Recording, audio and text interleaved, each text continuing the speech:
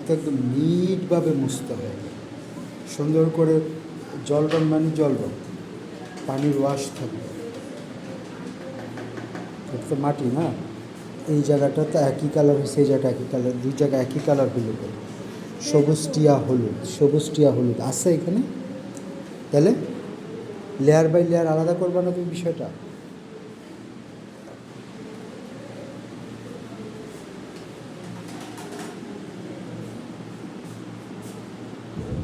ও আবার নিচের থেকে যাচ্ছে কালার নিয়ে। এই জায়গাটার ওপর কোনটা? হ্যাঁ, ওপর থেকে নিচের দিকে আসবা।